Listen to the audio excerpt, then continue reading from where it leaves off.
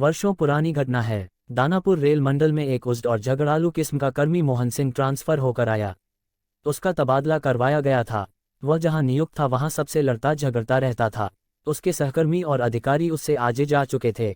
उनकी कई शिकायतों के बाद उसका तबादला किया गया था। दानापुर रेल मंडल के अधिकारियों और कर्मियों को उसके बारे में जानकारी मिल चुकी थी। मोहन सिंह ज्वाइन करने के बाद तुरंत क्वार्टर की मांग करने लगा। कोई क्वार्टर खाली था नहीं। एक क्वार्टर था जो भुथा माना जाता था, इसलिए कई वर्षों से बंद पड़ा था। रेल मंडल के अधिकारियों ने उसे वही क्वार्टर आवंटित कर दिया। वह बेहिचक उसमें प्रवेश कर गया। उसकी सफाई कराए, रंग रोगन कराया, फिर आराम से अकेला रहने चला आया। पहले ही दिन रात को लकड़ी के चूल्हे पर खाना बनाने बैठा तो उसके आसपास कुछ पत्थर गिरे।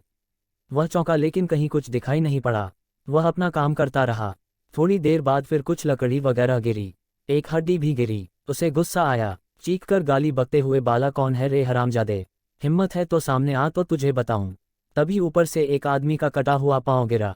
मोहन ने उसे पकड़ा और चूल्हे में झोंक दिया। बोला, अबा साले। जोरों से हंसने की आवाज आई और एक आदमी सामने आ खड़ा हुआ।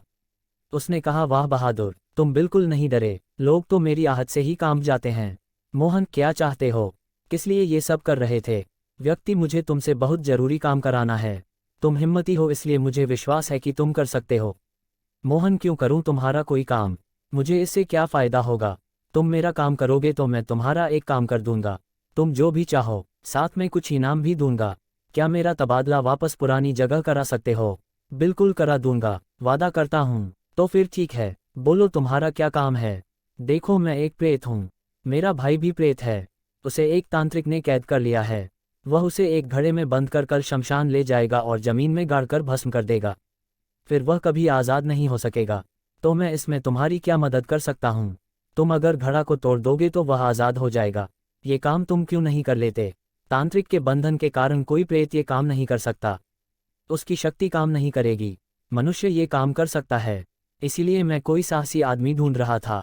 ठीक है, मैं ये कर दूंगा, लेकिन मेरा तबादला कब कराओगे? मेरा काम होने के एक हफ्ते के अंदर तुम्हारा काम हो जाएगा। तुम्हें दूर से पत्थर मारकर घड़ा फोड़ देना है।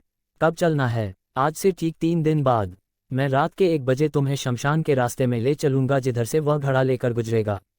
ठीक है, मैं तैयार रहूंगा। तीसरे दिन रात के वक्त प्रेत नियत समय पर आया और मोहन को लेकर सुनसान इलाके में ले गया। थोड़ी देर बाद कुछ लोगों के आने की आहट मिली। मोहन ने देखा एक आदमी सिर पर घड़ा लिए जा रहा है। प्रेत ने इशारा किया। उसने जेब से पत्थर निकाला और निशाना लेकर जोर से घड़े पर दे मारा। निशाना सटीक बैठा। घड़ा फूट गया। जोरों के अट्टहास के साथ एक रोशनी सी उड़ती हुई हवा में विलीन हो गई।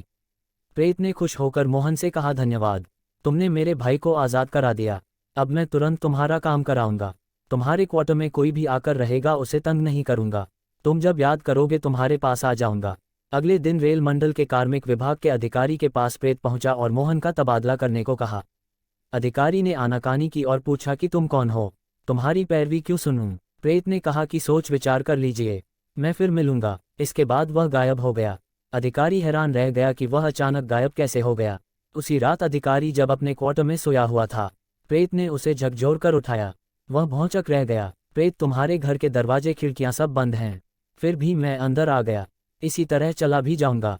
समझे मैं कौन हूँ? मैं कुछ भी कर सकता हूँ। जिंदा रहना चाहते हो तो मेरी बात माननी ही पड़ेगी। मरना चाहते हो तो कोई बात नहीं।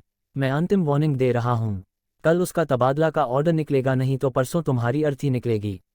सोच लो क्या करना है। और वह गायब हो गया। अधिकारी मारे भय के कांपने लगा। रात भर नींद नहीं आई। सुबह ऑफिस पहुंचा तो सबसे पहले तबादला का लेटर तैयार कराया। इधर सुबह के वक्त जब मोहन सिंह उठा तो बिस्तर पर 10,000 रुपयों की गड्डी दिखाई पड़ी। वह समझ गया कि उसका इनाम है। ऑफिस पहुंचा तो पता चला कि उसका तबादला आदेश निकल चुका है। वह वापस धनबाद रेल मंडल भेजा जा रहा है।